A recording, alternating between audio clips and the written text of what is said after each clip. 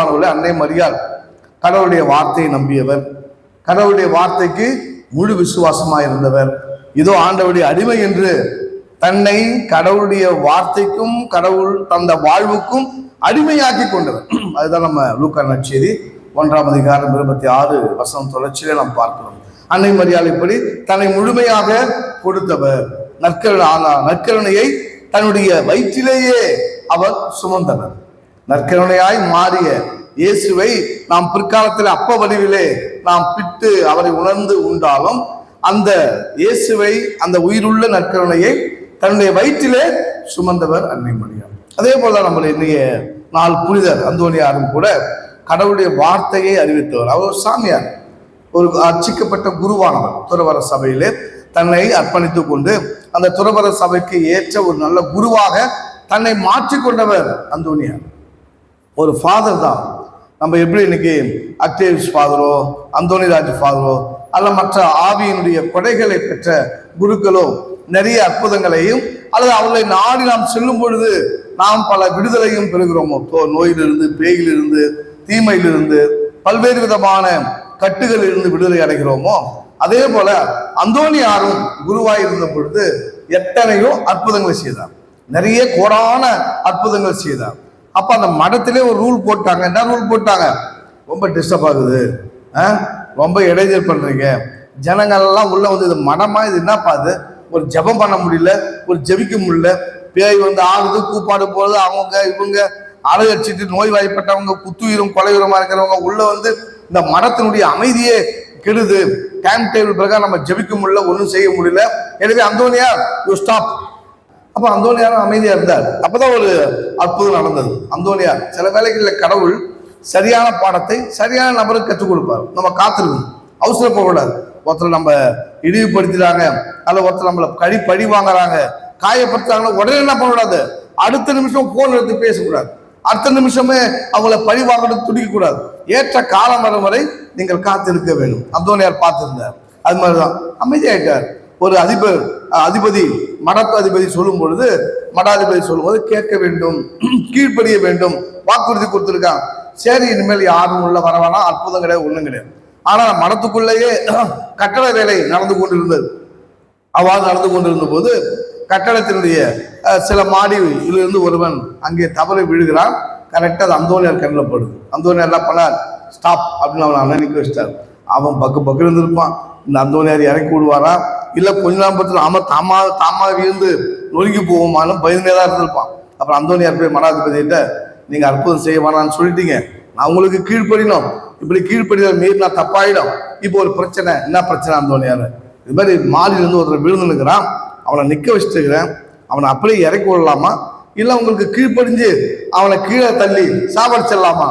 அப்ப அந்த அதிபதி வந்து மடத்ததிபதி அந்த ஃபாதர் தயவு செய்து ரெக்டர் என்ன சொன்னாராம், அவனை காப்பாத்துங்க, எந்த பிரச்சனையும் வராத பார்த்துங்க. அப்ப அந்தோனியார் போய் லிப்ட்ல இறங்கலாம் மாதிரி அவரை இறக்கி வச்சான். பிரைஸ் தி லார்ட், அல்லேலூயா. எதுக்கு சொல்றேன்னா, சில வேலைகள்ல நம்மெல்லாம் ரொம்ப அவசரமா, அது பழிவாங்கத்துல நல்லது செய்யறதுல அவசரப்படுறதுல பார்க்கலாம், யோசிக்கலாம். அவசரப்பட்டு நல்லது செய்ய வேண்டாம், எப்போ அவசரப்பட்டு. ஆனா கெட்டது செய்யறதுக்கு ரொம்ப அவசரப்படும்.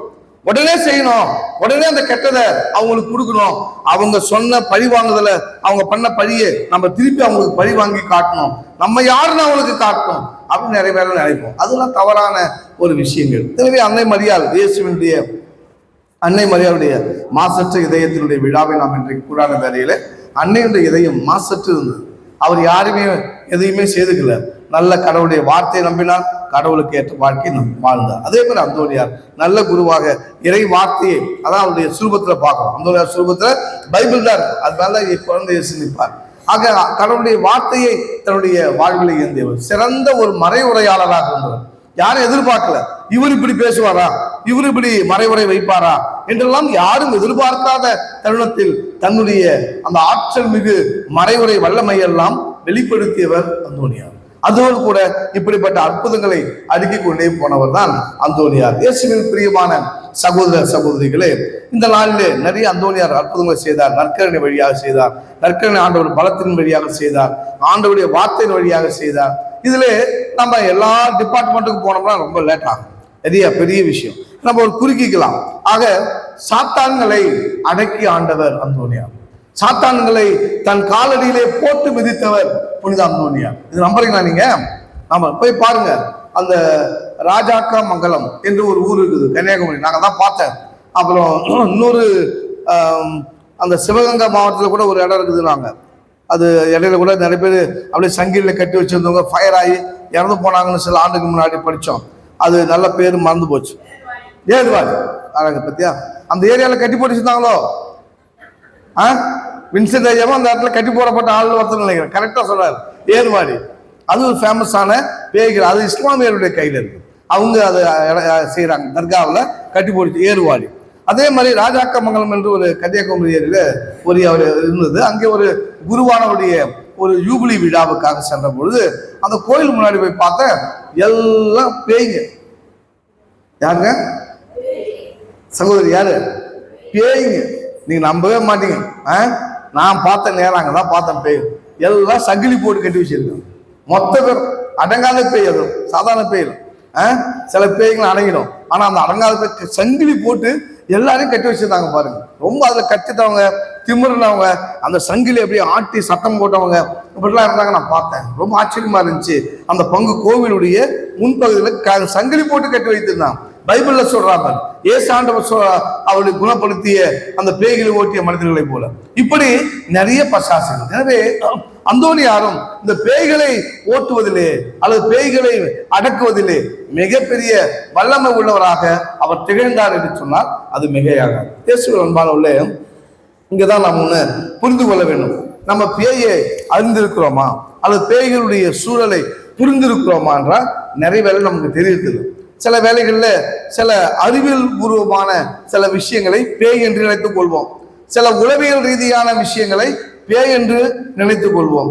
அப்படி அல்லாமல் உண்மையான சாத்தான் பேய்களை நாம் அடையாளம் கண்டு கொள்ள வேண்டும். அது யாரா எப்படி இருக்கும்? கொம்பு வச்சுட்டு இருக்குமா? தேவையில்லாது. நல்ல நண்பரா இருக்கலாம், ரொம்ப நீண்ட நாள் நெருங்கி பழகிய உறவுகளாக இருக்கலாம், தோழிகளாக இருக்கலாம், தோழர்களாக இருக்கலாம். இப்படிப்பட்டவர்கள் கூட அந்த சாத்தானுடைய விஷயத்தை வெளிப்படுத்துவாங்க. அதை நம்ம கரெக்டா புரிஞ்சுக்கணும். ஏதோ திரைப்படத்துல சொல்றான் பாருங்க, பார்ப்பா உன்னுடைய மனைவி முழுசா அப்படியே ஒரு வேறு உருவத்தில் இருந்த பார், என்ன குடும்பம் சார். அது மாதிரி சில பேர்ல உங்களுடைய மனைவி உங்களுடைய கணவன் அப்படி முழுசா மாறி இருப்பாங்க, சாத்தான் மாதிரி. அந்த நேரத்தில் நீங்க கரெக்டா இது சாத்தானுடைய செயல் என்பதை புரிந்து கொள்ள வேண்டும். அதுதான் நம்முடைய வல்லமையாக ஆற்றலாக இருக்கிறது நாம் அறிவோம். எனவே நம்ம ஒரு விஷயங்களை சொல்லுவோம், எது சாத்தான் அல்ல. சில வேலைகளில் என்னை மந்திரிக்க கூப்பிடுவாங்க. ஃபாதர் சொன்னார் பாருங்க, அருமையான ஒரு விஷயம்.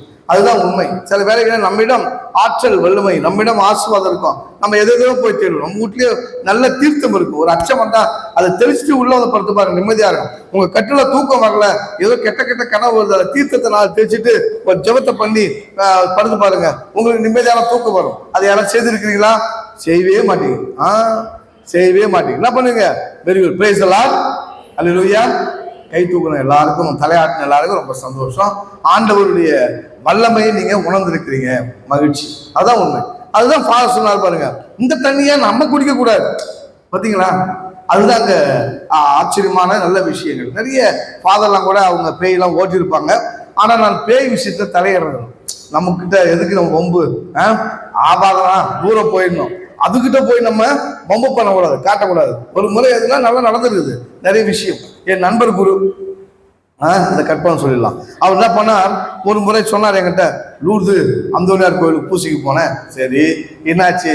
அவருக்கு உயிராக இல்லை, அதனால இருந்தாலும் உயிராக இருக்கும்போது தான் பல முறை சொன்னேன், இங்கே சொல்றேன். அப்ப சொன்னார், அவர் பூசை வைக்கிறதுக்கு உடுவு போட்டாராம். கோயிலுடைய முகப்பிலே ஒரு அம்மா வந்து உட்காந்து ஒரே சத்தம் போட்டு ஆடிட்டு இருந்துச்சான். உடனே அங்கிருந்த பெரியவங்க எல்லாம் சேர்ந்து அதை கூப்பிட்டு போய், ஃபாதர் பேய் ஆடுது, ரொம்ப அட்டகாசம் பண்ணிக்குது, நீங்க உங்களை வந்து தயவு செய்து ஜபம் பண்ணுங்க வந்துருங்க. அவர் சொன்னாராம், இந்த பம்பே பானம்பா, நான் இதுல இறங்கல, விட்டுடு போனாராம். ஆனா விடுவாங்களா நம்ம மகாராஷ்டிரா மாதிரி ஆள்லாம்?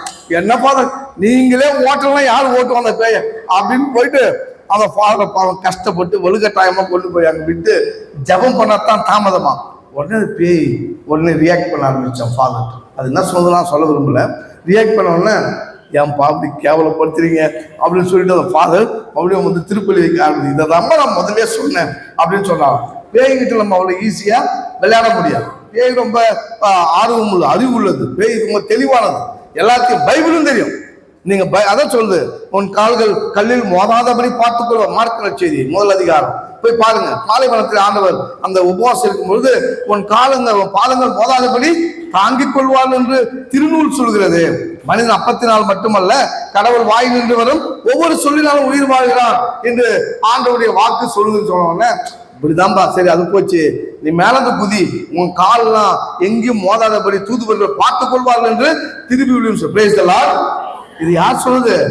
பேய் சொன்னது. இயேசுகிட்டே பேய் வேதம் ஓதிக்குது பாரு. சொல்லுவாங்க சில அப்பெல்லாம் சாத்தான் வேதம் ஓதன கதை. அதுதான் கண்டுபிடிக்கும். நம்முடைய நெருங்கிய நண்பர்கள், நெருங்கிய தோழிகள், உறவுகள், கூட பிறந்தவங்க கூட சில நேரம் இப்படிப்பட்ட காரியங்களை செய்வதற்கு வாய்ப்பு இருக்கிறது.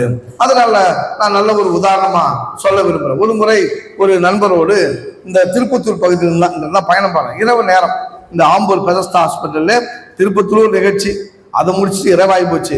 அதுக்கப்புறம் அங்கே ஒரு வயசானவங்க நோய்வாய்ப்பட்டு இருந்தாங்க. அவங்களுக்கு அவஸ்தை கொடுக்கணும்னு சொன்ன உடனே பள்ளிக்கொண்டா ஃபாதர்கிட்ட பேசி அந்த வேதியிட்ட திருத்த எல்லாம் கொடுத்தாருப்பாங்க, 4 பேர் கொடுக்கணும் அப்படின்னு சொன்ன உடனே அவர் வேதியை அனுப்பிச்சு வச்சிருந்தார்.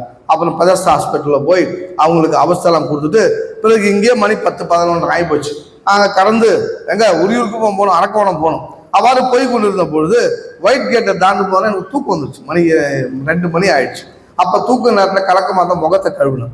முகத்தை கழுவிட்டு மறுபடியும் கொஞ்சம் தூரம் ஒரு 10 கிலோமீட்டர் இருக்கும் போன, மறுபடியும் தூக்கம் அதிகமாச்சு. நான் ஓரமாக வண்டியை நிறுத்திட்டு, அங்கேருந்து ஒரு 15 கிலோமீட்டர் கூட இல்லை என்னுடைய ஊர், அங்கே நிறுத்திட்டேன் வண்டியை. ஒரு டீ கடையில் நிறுத்திட்டு நிறுத்தினோடனே என்ன ஃபாதர் இன்னொரு 10 கிலோமீட்டர் தான் அந்த சார் சொன்னார்.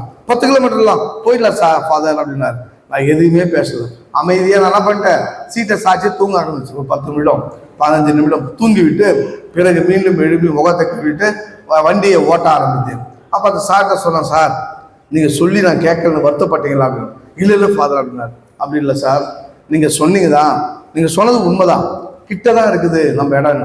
ஆனால் என்னுடைய சோர்வு, இதுக்கு மேலே என்னால் வண்டி ஓட்ட முடியாத என்ற சூழ்நிலை, இதெல்லாம் கணக்கில் போட்டு தான் நான் படுத்து விட்டேன்.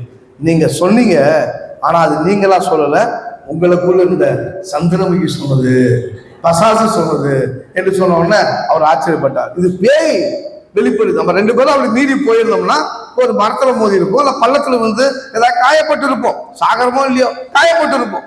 நம்மளை காயப்படுத்தி ரத்தத்தை வர வைத்து அந்த சாத்தான் நம்ம ருசி பார்த்திருக்கோம், நம்ம மேல சந்தோஷப்பட்டு இருக்கும் என்று சொல்லு. இப்படிதான் சில வேலைகளில் நம்முடைய வாழ்வில் நடக்கிற விஷயங்களை கூர்ந்து அறிந்து கொள்ளணும். எப்படி ஆண்டவர் சொன்னார் பாருங்க, பசாசு எங்கெங்கயோ நொன சொன்னிச்சு, ஓ அப்பாலே சாத்தானே என்று ஆண்டவர் விரட்டி விட்டார். அப்பதான் அந்த சாத்தான் என்ன பண்ணுது, ஏற்ற காலம் வரை மார்க் நட்சத்திரம் வாஸ்து பாருங்க, ஏற்ற காலம் வரும் வரை அவரை விட்டு விலகி இருந்தது.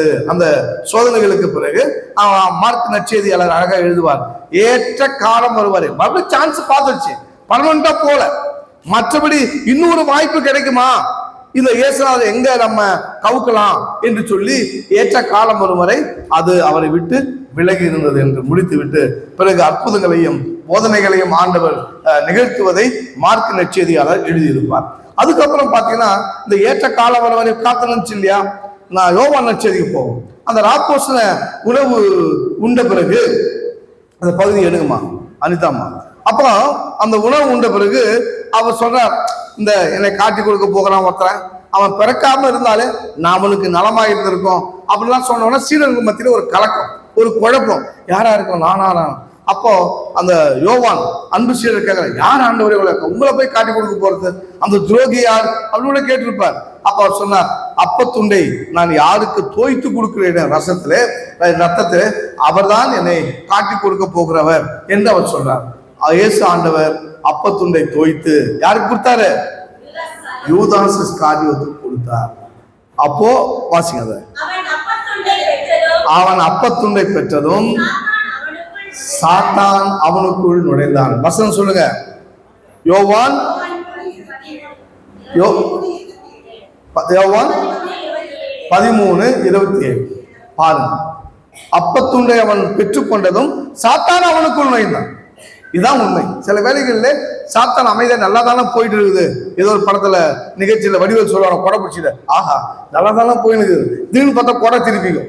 அதே மாதிரிதான் நல்லா போற வாழ்க்கை கொடை திருப்பி தொம்முன்னு ஸ்விம்மிங் பூல்ல விழுந்த வடிவேல் மாதிரி நம்ம வாழ்க்கை தொப்புன்னு விழ வேண்டியதா. இதெல்லாம் சாத்தானுடைய குறுக்கீடுகள், சோதனைகள். இதையெல்லாம் மெல்ல நாம் கற்றுக்கொண்டிருக்க வேண்டும். அதுதான் முக்கியமான விஷயம். எனவே நம்ம ஒரு பாடலை இடையில பாடிவிட்டு அதை நாம் தொடருவோம். இயேசுவில் பிரியமானவர்களே, பசாசுகளுடைய வகைகள் பல பைபிள்ல சொல்லுது. இது ஊமை, செவிட்டு பேய், இது ஒரு கூட்டம். நாங்க தனியான ஆளுகள்ல, நான் இளைஞர் அப்படின்னா நாங்க பல கூட்டம், 1000 500 ஒன்னா தேனீக்கள் மாதிரி, எறும்பு மாதிரி கூட்டமா இருக்கிற பேய்க. இப்படி பலவிதமான பேய்களை பைபிள்ல நம்ம பார்க்கணும். ஆக இதை தவிர்த்து நம்ம அடையாளம் கண்டு கொள்ளக்கூடிய இன்னும் அனுபவமுள்ள தந்தை இருக்கிறார். அவர் உங்களுக்கு இன்னும் பல்வேறு சூழ்நிலையில சொல்லுவார்.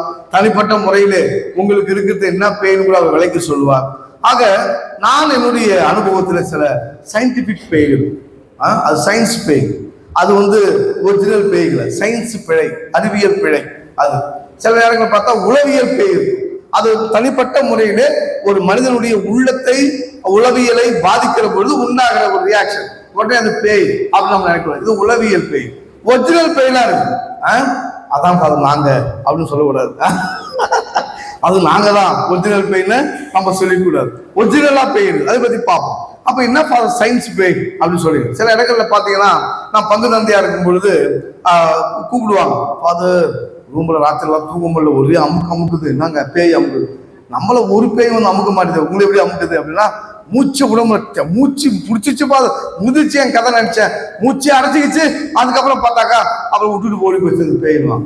இது என்ன விஷயம், பேர் போ, நான் வரேங்க, மந்திரிக்கு வரேன் அப்படின்னு நானும் தீர்த்தம், ஸ்டோல், ஜவ புஸ்தகம், பைபிள் எடுத்துட்டு போவேன்.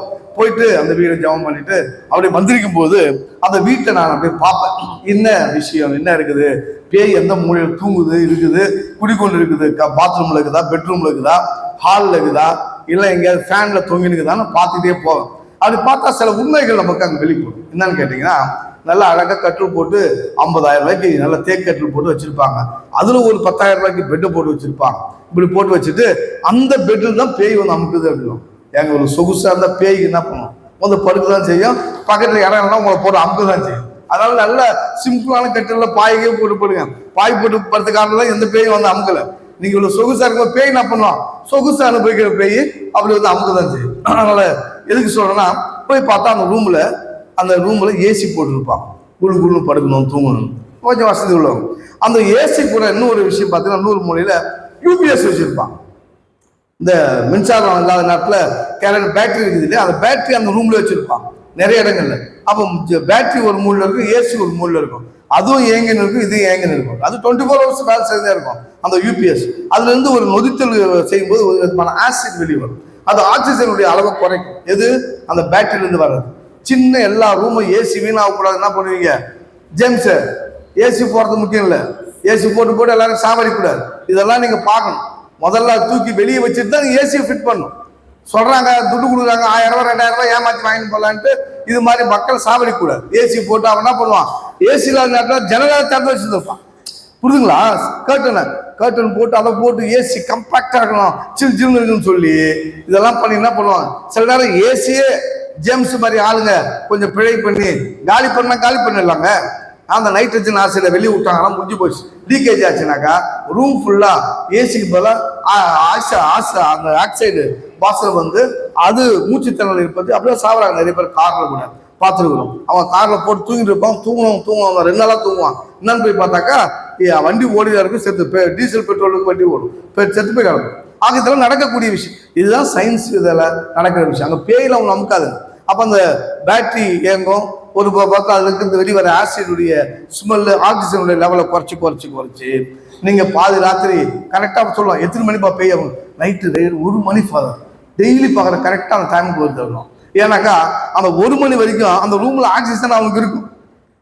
அந்த 1 மணிக்கு மேல என்ன ஆயிடும், அந்த பேட்டரி நொதித்தல் நடக்கிறதால ஆக்சிஜன் லெவல் அந்த 1 மணிக்கு மேல தான் குறையாது. அவன் டைம் பார் சொல்லுவான் கரெக்டா, 1 மணின்னா 2 மணிக்குள்ள கரெக்டா வந்து பாருங்க அந்த பேய் இருக்கும். போய் பார்த்தா இதுதான் வேலையா. ஆக உங்க வீட்டுல கூட அது மாதிரிலாம் இருந்தீங்கன்னாக்கா, இப்படிப்பட்ட கண்ணுக்கு தெரிந்த அறிவியல் பேய்களை தூக்கி நீங்க மாத்தணும். ஒரே ரூம்ல ஏசியும் பேட்டரியும் வைத்திருக்க கூடாது. பேட்டரி காற்றோட்டமான இடத்துல அந்த யூபிஎஸ்ஐ நீங்கள் வைக்க வேண்டும். இல்லை என்றால் இப்படிப்பட்ட அறிவியல் பேய்கள் உங்களை அமுக்கும். ஆக்சிஜன் இல்லாமல் நீங்கள் மூச்சு திணறல் ஏற்படும் போது அமுக்கிற மாதிரி மூச்சு விட முடியாத அமுக்குது ஃபாதர். திமிரி பார்க்க ஒண்ணும் முடியலப்பா, சொல்லும்போது பார்க்கணுமே அந்த பேயை பத்தி இப்படிலாம் வர்ணிப்பான். இது அறிவியல் பேய். Price the Lord. இது உங்களுக்கு ஒன்றும் பண்ணாது. இது நம்முடைய அறிவிலித்தனமான செயலால் நடக்கிற, நம்மை சார்ந்து வருகிற, நம்ம சூழுகிற ஒரு பேய். அடுத்த பேய் உளவியல் பேய். இது உளவியல் ரீதியா ஒருத்தன் பாதிக்கப்பட்டிருப்பான், எல்லாரையும் பயமுறுத்துவான். ஒரு மணி நான் போர்டிங்ல இருந்தேன். போர்டிங்ல இருக்கும்போது நான் முதல் மாடியில பிரதர், கீழே என்னுடைய ஊர் நண்பர் தான், அவரு கீழ் மாடியில் இருக்கிறார். அங்க இருக்கிற பசங்கள்கிட்ட கூட அந்த ரூம்ல, நான் மேல் முதல் மாடியில அந்த ரூம்ல அந்த பசங்க. அப்ப நாங்க இருக்கும் பொழுது நைட்டு ஒரு 1 மணி 2 மணி இருக்கும். தப்ப தப்ப தப்ப தப்ப சத்தம், நம்ம பெல் அடிக்கல, காலில் எழும்புல, இப்பயே பசங்க சத்தம் கேக்குது. வெளியே வச்சு பார்த்தா நீங்க நம்பவே மாட்டீங்க, அந்த ஹால் இதோட நீட்டா இருக்கு. அந்த ஹால் அந்த சேத்பட் போர்டிங் ஃபாதர் பங்கு தந்தையா இருந்தார் இல்லையா, இவ்வளவு நீட்டு இருக்கு அந்த ஹால். அதுல கடைசி 4 பேர் போயிடுறான். எப்படி இருக்கு யோசிச்சு பாருங்க. என்ன ஏதுன்னு தெரியல, எல்லாம் விட்டு நம்மள தட்டாம கதவுல எழுப்பாம விட்டுட்டு ஓட்டாங்கன்னு எனக்குள்ள சுத்தி புத்தி பாக்குறேன். அப்ப நானும் அவனுக்கு கூட பின்னாடி கீழே போய் எல்லாம் கிரவுண்ட்ல இருந்தேன். கீழே மொத்த பேர் என்னடா ஆச்சு, என்ன பிரச்சனை கேட்டா, ஃபாதர் பிரகாஷ் ஒருத்தர் தான், அவர் ஜோஸ் செஞ்சுக்கல் வளர்த்த பையன், அப்பா அம்மா ஃபாதர், இவன் தான் ஃபாதர் எல்லாரும் எழுதி விட்டான், இவன் தான் அழகா ஃபாதர், கத்தலாம் ஃபாதர், எல்லாம் உரையாட்டம். என்னடா பிரகாஷ் ஃபாதர், அவர் என்னடா பாம்பு ஃபாதர், பாம்பு எங்கடா பாத்தீடா பாம்பு, ஏன்னா படிக்கட்டுல பாம்பு ஏறி 2வது மாடி 3வது மாடிக்கெல்லாம் வந்துருது, நான் பாத்துருக்கேன். பாம்பு என்ன பார்த்தேடாக்கா சொன்னான், பாம்பு வந்த மாதிரி கனவு கண்டு கத்தலாம் ஃபாதர், எல்லாம் எழுந்து ஓடிட்டான் பாரு. கனவு அவன் பாம்பு கனவு கண்டுக்கலாம் கத்தி இருக்கான், எல்லாம் எழுந்து வெளியே ஓடிட்டான். பாத்தீங்களா, இது உளவியல் ரீதியான ஒரு பேய். என்ன நடக்குது ஏது நடக்குதுன்னு தெரியாம எல்லாமே இப்படி நடந்த விஷயம்.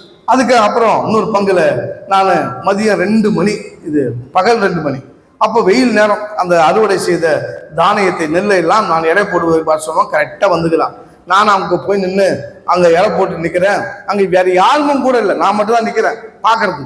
அப்போ ஒரு அம்மா பக்கத்து வயலிருந்து கத்திக்கிட்டே ஒழிறாங்க. சௌரியம்மா அந்த அம்மா பேர். கத்திக்கிட்டே தப்பு ஃபாதர் ஃபாதர், சரி வாமா என்ன கிட்ட கத்துறாங்க. ஃபாதர் அங்க சகாயப்பட்ட தங்கச்சிக்கு பேய் பிடிச்சிருச்சா. சகாயப்படுறது நம்ம ஜோசப் ஃபாதர் வராரு இல்லையா, அந்த ஊர், அந்த ஃபாதர் அந்த ஊர்ல பேய் பிடிச்சிச்சா தங்கச்சிக்கு அப்படின்னா.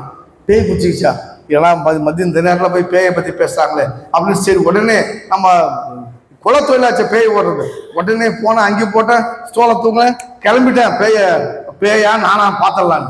அப்போ அங்கே போனாக்கா அங்கே போய் ஜெபம் பண்ணிட்டு அந்த வீட்டில் ஜெபிச்சு பார்த்துருந்தேன். சின்ன வீடு, அது அந்த ஃபாதருங்க கட்டி கொடுத்த வீடு தான், அது ஒரு பிரச்சனை இல்லை, கட்டி கொடுத்து சின்ன இந்த பீடத்து போய் சூழல் இருக்காது, இவ்வளோதான் இருக்கும்.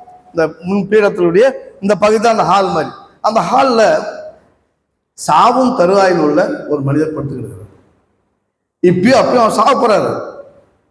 அதாவது ஒவ்வொரு மணித்துளியும் அவர் இறந்து கொண்டே இருக்கிறார். அப்படிப்பட்டவங்க படுத்திருக்கிறார். 8 மாத கர்ப்பிணி இந்த பக்கத்துல, ஒரே ஹால், ஒரே ரூம்ல, யாருமே ஆள் இல்லைங்க. எவ்வளவு நேரம் போன அந்த மனிதரை பார்த்து கொண்டு இருப்பா. அவ உள்ளத்துல எப்படிலாம் எண்ணம் வரும், அதனுடைய வெளிப்பாடு தான் அந்த பேயாள். கடைசியில பாதிக்கப்பட்டு ஜெபிச்சு நான் சொன்ன அப்புறம், ஒன்று அவரை மாத்துங்க வேற ரூமுக்கு, இல்லை அந்த அம்மா வேற ரூமுக்கு மாத்துங்க. பேயும் ஓடி வச்சு எல்லாம் ஓடி. இது உளவியல் ரீதியான ஒரு பேய். இப்படிப்பட்ட பேய்களையும் நாம நிறைய பார்க்கணும். அப்ப என்ன பண்ணக்கூடாது, ஒரு நோயாளி இருக்கிற, படுத்த படுக்கையில் இருக்கிற, அல்லது அவதி விட்டு வேதனையில கத்தி கொண்டிருக்கிற ஒரு கொடிய நோயினால் பாதிக்கப்பட்ட ஒரு நபரையும், வேறொரு குழந்தையோ அல்லது ஒரு பெண்ணையோ, பொம்பளைங்க கூடாது, ஆம்பளைங்க கூட கத்தாம வெளியிலேயான கத்திட்டு வந்துடுவான், பொம்பளைங்க அங்கேயே கத்த ஆரம்பிச்சிடுவான். அது மாதிரி பெண்களையோ வீட்டில் உள்ள ஒரு நபரையோ விடும் பொழுது இப்படிப்பட்ட பாதிப்புகள் எல்லாம் ஏற்படும். ஜெபித்து விட்டு பிறகு செய்தாங்க. அந்த பேயும் அங்க இல்லாம போச்சு. அந்த அம்மாவும் நல்ல நிறை மாத கர்ப்பிணியா இருந்த அவங்க குழந்தை பெற்றுட்டாங்க.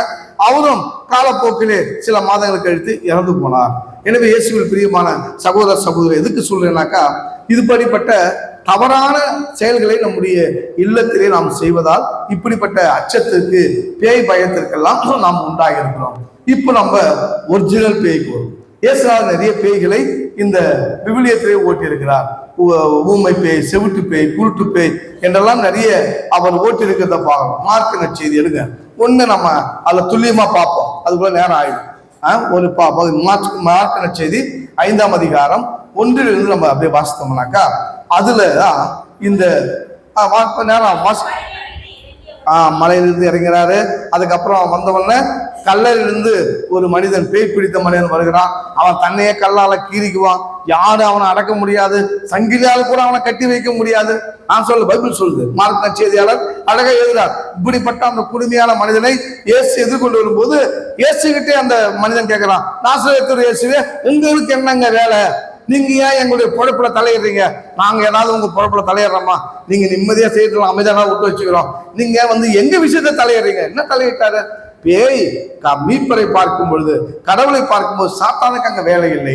சாத்தானுடைய எதிரியானவன் அங்கே மண்டியிடுகிறான், வேலைப்படுகிறான். அதுவும் இந்த மனிதனிடமிருந்து அவன் தனியா பேயா இருந்தா கூட பரவாயில்ல, ஆனா ஒரு மனிதனுக்குள் நுழைந்து இப்படிப்பட்ட தீமைகளை விளைவிக்கின்ற ஒன்றை இயேசு கண் முன்னால் பார்த்து அது சும்மா இருக்க அவரால் முடியாது.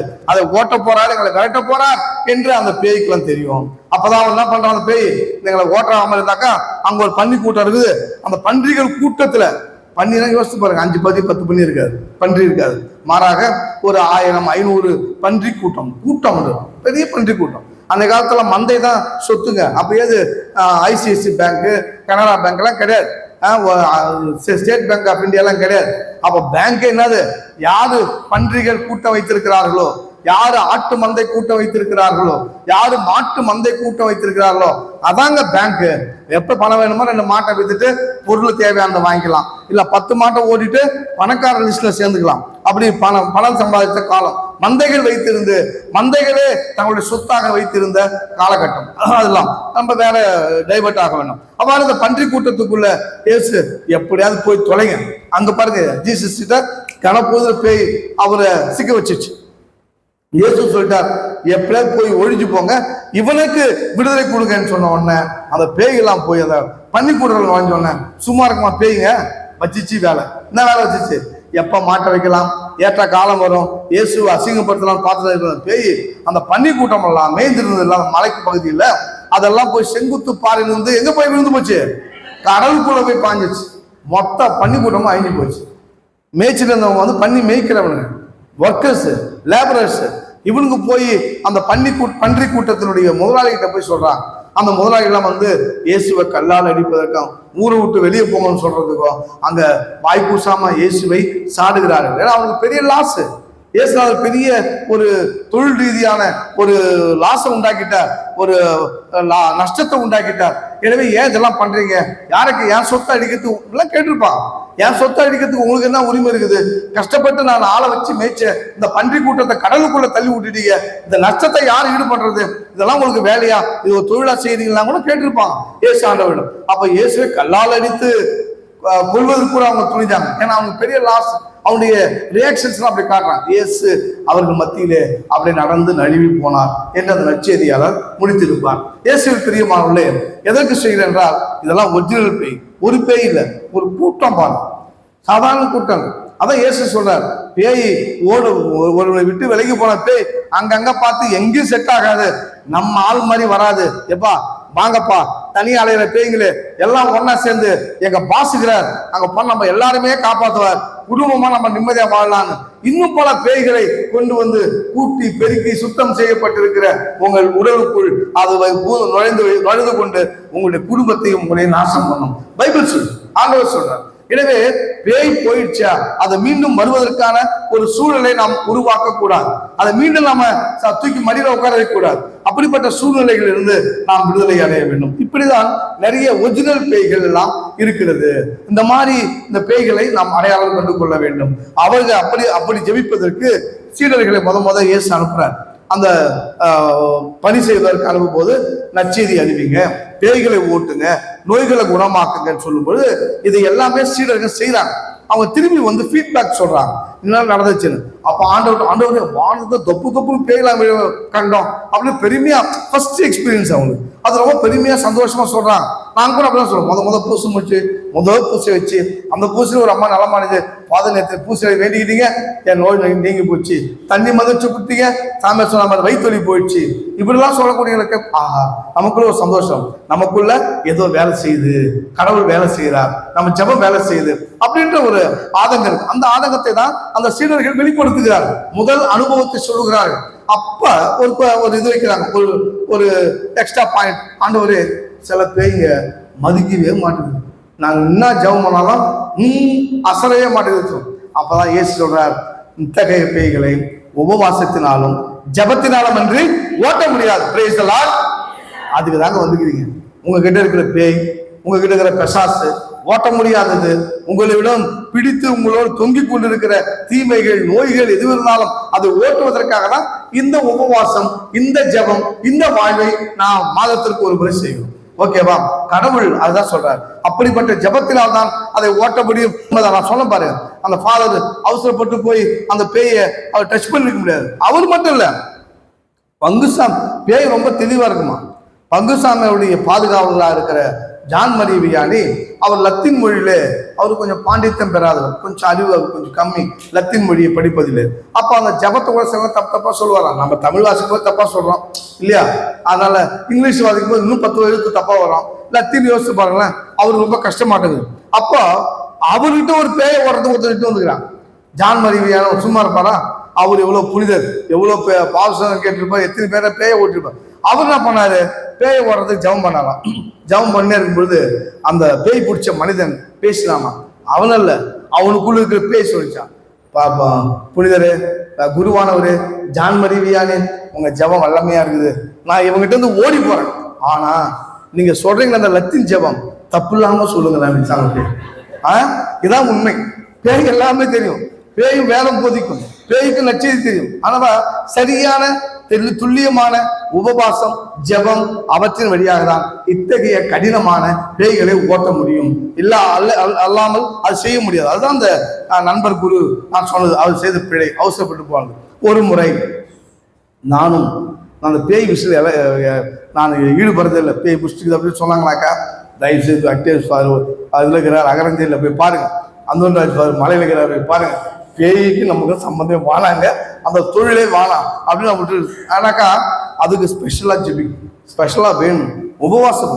சும்மாலாம் நம்ம போய் பேயை ஓட்டலாம், ஓட்டினா அப்படி ஜான் மரி வியானி கதை தான் ஆயிடும். அதனால அந்த ஃபாதருக்கு கதை தான் ஆயிடும். அப்படி இருந்தும் ஒரு இரவு 8:30 மணி இரவு சாப்பாடுலாம் சாப்பிட்டுட்டு நான் டிவி பார்த்துட்டு நியூஸ் பார்த்துட்டு உட்காந்துக்கிறேன். ஒரு காட்டு பகுதி தெரியும், மலைக்காட்டு உடையா இருக்கும். அப்போ அங்கே இருக்கும்பொழுது 2 சின்ன பசங்க உடையறாங்க. நம்ம இப்போ சின்ன சின்ன பிள்ளைங்க, ஒரு 7வது 3 4வது 5வது படிக்கிற மாதிரி சின்ன சின்ன பசங்க. ஒன்று காட்டில் ஃபாதர் சித்தப்பாவுக்கு பேய் பிடிச்சிட்டு ஆடுது, தாத்தா உங்களை உடனே கூப்பிட்டு சொன்னார். டேய், நான் என்னன்னா அங்கே வந்து அந்த பேய்கிட்ட வந்து பேச முடியும், டயலாக பேச முடியும், இல்லை பேச்சுவார்த்தை நடத்த முடியும், ஓடி போயிடு ஒன்றும் பண்ணாதுன்ட்டு மனசை நினச்சிக்கிட்டு சரிப்பா அப்படின்ட்டு அங்கேயே போட்டுட்டு ரெடி ஆகிட்டேன். எனக்கு பல விதமான சிந்தனைகள். அன்னைக்கு வேறு நான் மாமிசெல்லாம் சாப்பிட்டு இருந்தேன் அந்த இரவு உணவில். இதெல்லாம் வம்பா போச்சு. பேய்க்கு நான் கேள்விப்பட்டுக்கிறேன், இந்த என்ன ஊர் அது, மேல்மலையனூர், அங்கெல்லாம் அப்படியே கிலோ கணக்கில் கறியை தூக்கி போடுவாங்க, அது அப்படியே போயிடும், கீழே வராது. அது எந்த அளவுக்கு உண்மை நமக்கு தெரியாது, பட் சொல்லுவாங்க பேயெல்லாம் சாப்பிட்டு போயிடுது, அங்க இருக்க பசாசெல்லாம் தின்னுடுது அப்படிலாம் கேள்விப்பட்டிருக்காங்க. அதெல்லாம் தந்தைக்கு தான் தெரியும், நமக்கு அந்த விஷயத்துல நமக்கு அனுபவம் இல்லை. அப்ப நான் சொன்னேன், சரி இருந்தாலும் அந்த நேரத்துல அந்த இடத்துல நான் போய் நின்னாலும், தலை போனாலும் கால் போனாலும் உயிரே போனாலும் நம்ம தான் போய் அந்த பேயை சந்திச்சாங்கன்ற சூழ்நிலை. அப்போ அது அந்தோனியார் கோவில், அதுவும் இன்னைக்கு அங்க திருவிழா. அப்போ நான் வெளியே வரும்போது அந்தோனியார சாதாரணமாவே பேய் ஆடும், நான் வேற மாமிசெல்லாம் சாப்பிட்டு போறேன், என்ன ஆட்டம் ஆட போதோ, நம்மளால அந்த பேயை ஓட்ட முடியாது. இதுல வேற நாங்க சொல்லுவாங்க, அந்தோனியார் நாங்க பார்த்துருக்கோம், அந்த காலத்துல இந்த கோவில்லாம் உருவாகாத காலத்துல இந்த பக்கம் வெள்ளை குதிரையில அந்தோனியார் போனார், இதுல போனார், ஆனா அதனாலதான் அந்தோனியார் கோவில் நாங்க கட்டணும் அப்படின்லாம் அங்க இருந்த பெரியவங்களாம் கதை சொல்லுவாங்க. அவர் வெள்ளை குதிரையில போனாரோ பிரவுன் குதிரையில போனாரோ அதெல்லாம் நம்ம பார்க்கறதுக்கு யோசிக்கிறதுக்கு நேரம் இல்லை. இப்ப நம்ம எந்த குதிரையில ஏறி போக போறோம் தெரியலையே அப்படின்னு நான் பயந்துனேன். அந்தோனியாரே என்னால முடியாது, தயவுசெய்து கிளம்புங்க, என் கூட வந்து அந்த பேயை ஓட்டி மானத்தை காப்பாத்துங்கன்னு சொல்லிட்டு உண்மையிலேயே நான் அந்த ஜபத்தை எங்க வைத்து அந்தோனியார் சுருபத்துல போய் அங்கிருந்து வேடிக்கிட்டு போனேன். ஆண்டவர் சொல்லியிருக்கிறார், கடவுள் சொல்லியிருக்கிறார், அந்த தண்ணி தாகம் எடுத்த மக்களை பார்த்து ஆண்டவரே எல்லாம் அடிப்பாங்க போது, கல்லால் எடுத்து கொன்றுவாங்க போது, தாகம் எடுத்து கத்துறாங்க திட்டுறாங்கன்னு சொன்ன உடனே கடவுள் சொல்றார், இறைவன் அதான் மோய்சா, உனக்கு முன்பாக நான் ஓரேபிலே போய் நிற்பேன், நீ அங்க மக்களை கூட்டிட்டு வா, அது வர வழியில் தான் இருக்குது, அந்த ஓரேபிலே நீ வைத்திருக்கிற தடியால் அந்த பாறையை அடி, தண்ணீர் பிளக்கும், அதை மக்கள் தாகம் தீர்க்க நீ குடிக்க கொடுக்கலாம் என்று சொல்ல. ஆண்டவர் எப்பொழுதும் நமக்கு முன்பாக போகிறவர், நமக்கு முன்பாக போய் இருக்கிறவர். அப்பதான் நிச்சயம் நான் நினைக்கிறேன், இந்த அந்தோனியார் எனக்கு முன்னாடி அங்க போயிட்டாரு. ஆக நான் போய் அங்க போய் பார்த்தாக்கா அவன் நான் ரொம்ப பேரை சொல்றான், என்னப்பா யார் பாருனாக்கா அவன் பேரை விட்டு, அவன் பேர் ஜேம்ஸ், அவன் பேரை விட்டு வேற பேர்லாம் சொல்றான். இந்த ஜேம்ஸ் இல்லை, அவன் பேரு ஜேம்ஸ், அவன் பேரை விட்டு வேற பேர் சொல்றான். அப்படி எப்படியாப்பா கடவுள் பேரால் அப்படி ஜெபம் பண்ண ஆரம்பிச்சு பைபிள்லாம் வச்சு ஜெபிச்சு தீர்த்தம் தேய்ச்ச உடனே பிரைஸ் தி லார்ட், கடவுள் அமைதியாய் அவனை மாற்றி அவனை எழுப்பி விட்டார். Price the Lord. எழுந்து உட்காந்தான், தண்ணி குடிச்சிட்டு, ஜேம்ஸ் நான் தான்ப்பா ஃபாதர் வந்துக்கிறேன் அப்பதான் சொன்னேன், ஃபாதர் தோசம் ஃபாதர் அவன் நிலைமை இருந்தான். அதுக்கு முன்னாடி இருந்தது சந்திரமுகி பெய்யாட்டுது, நமக்கு முன்னாடி தெரியும், ஆனா ஓடி போச்சு. ஆனா இந்த பையன் நாங்க இருந்த பொழுது பல நாட்கள் தான் சொன்னல எல்லாம் செய்ய மாட்டேன், பல நாட்கள் அதான் நாளைக்கு கிளம்பி வந்துடாதீங்கப்பா, இலையால் பிடிச்சவங்க அது பிடிச்சவங்க வந்துடாதீங்க, நமக்கு அது தாங்காது, ஃபாதர்த்தே பார்த்துங்க அந்த வேலையை, நம்ம டிபார்ட்மெண்ட்ல. அந்த பையன் கடலூர்ல ஃபாதருக்கு தெரியுமா தெரியல, அந்த ஃபாதர் ஒரு சீனியர் பிரிஸ்ட் ஒருத்தர் இருந்தாரு, அவரு அந்த பேயெல்லாம் ஓட்டினாருன்னு பலமுறை அங்க போய் அவர்கிட்ட போய் பேயை ஓட்டு வந்திருக்கிறான். மேல் நாளிப்பினூர்ல போய் மந்திரிச்சு ஜெபிச்சு பலமுறை வந்திருக்கிறான். ஒரு ஃபாதர்கிட்ட கூட வந்தானா தெரியாது. அதுக்கப்புறம் அந்தோன்ராய் ஃபாதர்ட்டோட போய் ஓட்டியிருக்கிறான். இப்படிலாம் ஓடாத பேய் அந்த நாள் அந்த இரவில் அன்றோடு ஓடி போனது இன்று வரை அவனை அண்டாமல் அவன் நிம்மதியாய் வாழ்வதற்கு ஒரு ஆசீர்வாதத்தை அந்தோனியார் செய்தார். Price the Lord. இன்ன வரைக்கும் அதனால அவங்க மறுபடியும் பேய் பிடிக்கணும்னு சொல்ல வரல, அது ஓடி போனது அதோடு ஓடி போச்சு. அவன் ஏதோ பேர் சொன்னான், அந்த பேய் போயிடலாம் எனக்கு அதெல்லாம் ஞாபகம் வச்சிருக்கு இல்லை, பேய் ஓடிச்சா ஆளை விட்டா நான் ஓடிட்டு அதுக்கப்புறம் அமர்ந்து அவனை பேசிவிட்டு அவனை கொஞ்சம் பார்த்துங்க, போய் ஜெபிங்க, அவனுக்காக திருப்பலி ஒப்பு கொடுங்க என்று சொல்லி நல்ல விசுவாசமான குடும்பம், நம்பிக்கையான குடும்பம். வேணா நீங்க நம்பலனா அடுத்த செவ்வாய்க்கிழமை கூட்டு வந்து சாட்சி சொல்ல, அவங்க அப்பா அங்கதாங்கிறார் இந்த ஏரியாவில், கூட்டு வந்து சொல்லுங்க பெரிய நடந்ததான்னு சொல்லணும், இன்னும் அவர் சொல்லுவார். ஆக இயேசுவில் பிரியமானவர்களே, வல்லமை ஆண்டவருடைய ஆற்றல், எந்த விசுவாசி யார் ஆண்டவருடைய வார்த்தை நம்புகிறானோ, யாருக்கு ஆண்டவருடைய திருவுடலை உட்கொண்டு நம்புகிறானோ அவனுக்குள் அவர் இருந்து செயல்படுவார் என்பது எந்த மாற்று கருத்தும் இல்லை. அப்படிதான் அந்தோனியாரும் தன் வாழ்க்கையிலே எண்ணற்ற ஏராளமான அற்புதங்களை அதிசயங்களை செய்தார் என்று சொன்னால் அது மிகையாகாது. இப்ப சொன்னேன், இது ஒரிஜினல் பேய், இது அந்த மலைக்காற்றில மேய்ந்து கொண்டிருந்த பேய், அவனுக்குள் நுழைந்து அவனை சின்ன பிணமாக்கிய பேய், அவனை பலமுறை நொடிப்பு வரும், அப்படியே பிக்ஸ் வரும், வந்து அவன் ரொம்ப கஷ்டப்படுவான். அப்படிப்பட்ட நொடிப்பு உண்டாக நான் பைபிளை பற்றிக்கிறேன் இல்லையா, அதை நான் பார்த்துருக்கிறேன் அவங்ககிட்ட.